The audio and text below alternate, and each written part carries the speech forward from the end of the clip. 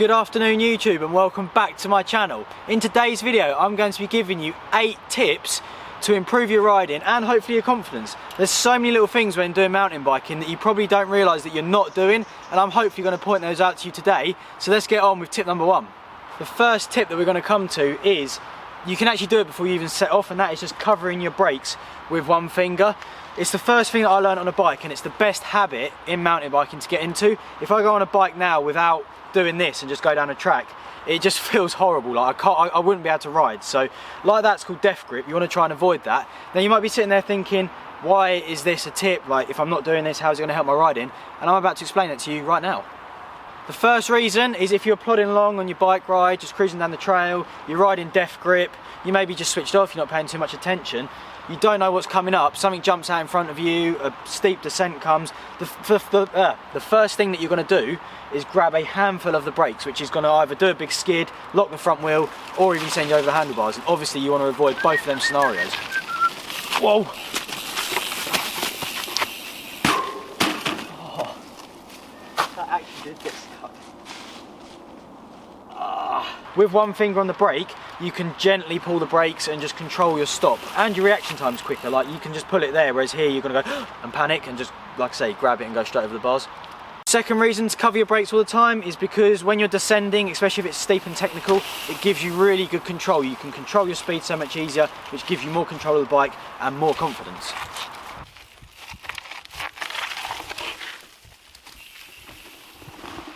Number 3, it's crucial when doing wheelies and manuals. That's your get out of jail card, and that is what stops you landing flat on your back. The second tip that is going to improve your riding is the track stand, like I'm performing now, which, as you can see, is when you balance your bicycle without putting your feet on the ground. This is so important to learn because it gives you really good bike control, balance, and that comes in handy in all aspects of your riding, especially if you're tackling a slippery descent,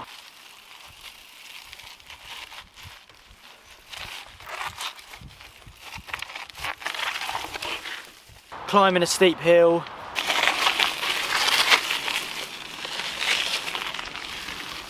You could be thinking about tackling an obstacle for the first time. It's such a simple move this, but it's so effective. All you've got to do is use your cranks and your brakes to balance you in that same position with the front wheel turn. Get out there, practice that, and then once you've got it dialed, there's a few variations that are about to come which you can do, which means you can show off in front of your mates and be extra cool.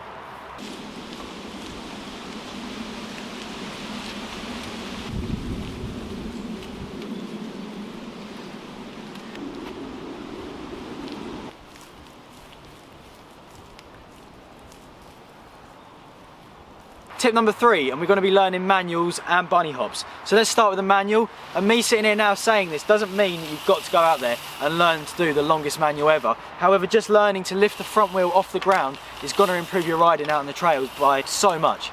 The first place it's going to come in handy is when you're hitting stair sets, trying to drop them, or even hitting little drops.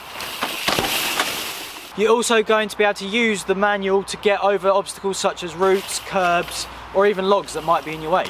Being comfortable lifting the front wheel can also give you confidence to start getting air on little jumps instead of just nosediving, because that is the absolute worst thing and you really want to avoid doing that.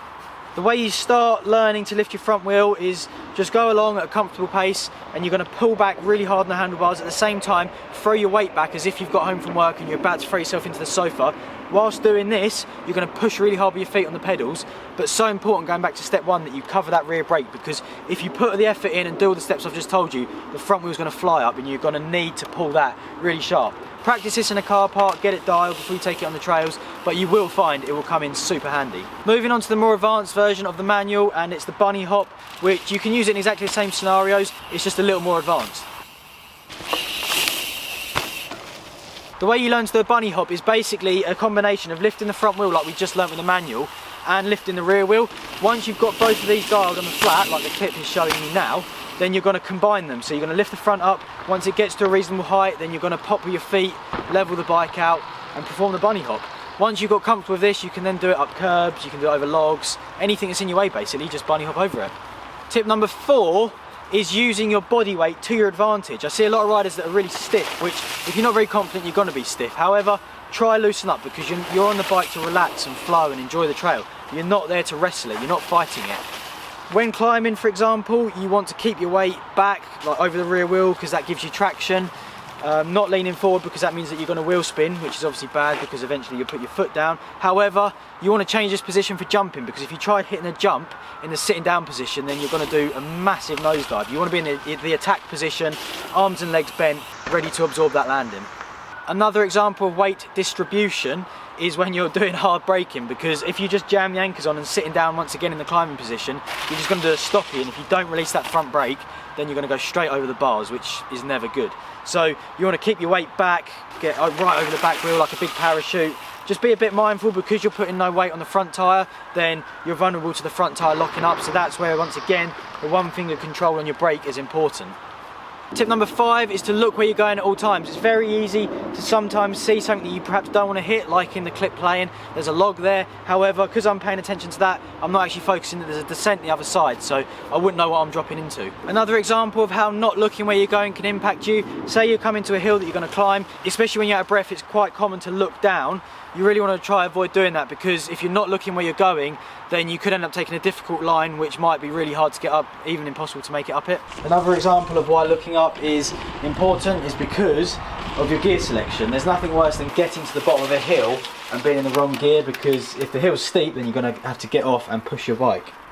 You also don't want to be flying down a track not knowing what's coming up, because there could be a hill that you've got to slow down for, there could be a jump that you're going way too quick for, or that you're not going fast enough for, so you'd have to stop. Moving on to step number 6, kind of links into the other one, but it's line choice. It's so important. Keep your head up, look where you're going, select the right line. Try avoid things like slippery routes, off-camber sections, rocks, things that will throw you off, because that's just going to make your riding difficult. Choose your line wisely, take it all in. Have a look, because you might be on a boring trail, and just by coming off to the side a bit, you might find a jump or a little thing you can hit or just play around on. So keep an eye out for fun features that are hidden.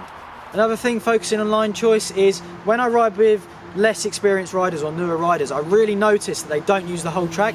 They tend to stick to the centre line, when actually the whole line is made to be used. Use all the berms, make the most of the features, because the whole track is there for you to play on. Don't just stick to the centre.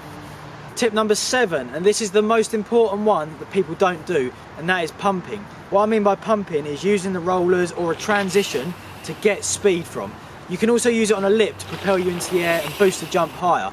A perfect place to practice pumping is at little pump tracks. They have the little rollers, the little pump bumps. They are absolutely ideal for dialing in the technique.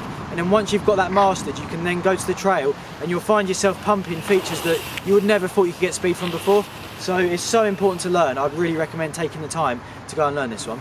Basically, to pump, you just push with your arms and knees. You compress your body and push really hard into the ground. Don't be afraid to pump hard, like hit the ground hard, don't tickle it.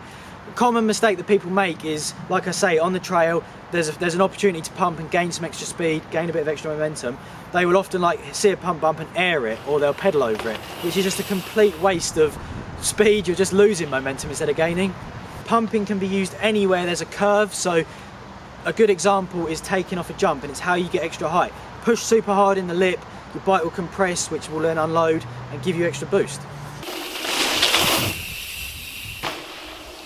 Tip number 8, and the final tip for this video, is quite a basic one, but one that people don't do, and that's keeping your pedals flat. Anytime you're riding in the attack position, whether it's pumping, jumping, descending, you want to make sure your pedals are flat, because if not, you're going to catch roots, catch rocks, and that's probably going to flick you straight over the handlebars.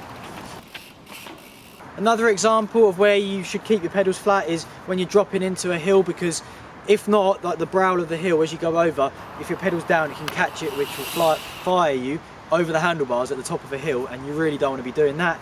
Another example with jumping is when you come to landing, if your pedals aren't flat, one leg's going to be fully extended, which means you just can't absorb your landing properly. The only times that you actually drop your pedal is obviously when you're pedaling your bike, because if you don't, your pedals aren't going to go around and you're not going to get very far. The other time is when you're cornering and your inside foot comes up, so you've got plenty of ground clearance, never the other way around. Your inside foot on a berm never goes down. That is it, there is your 8 tips, and I hope that there's something that's been beneficial for every single one of you watching this. Even if you're a more advanced rider, I hope there's something that you could take away from this video. If you've got anything you're struggling with, put it in the comments, because I'd love to help you out. I'd love to add it in a video, or even just reply to the comment. Let me know what other videos you want to see, and I will see you guys in the next one.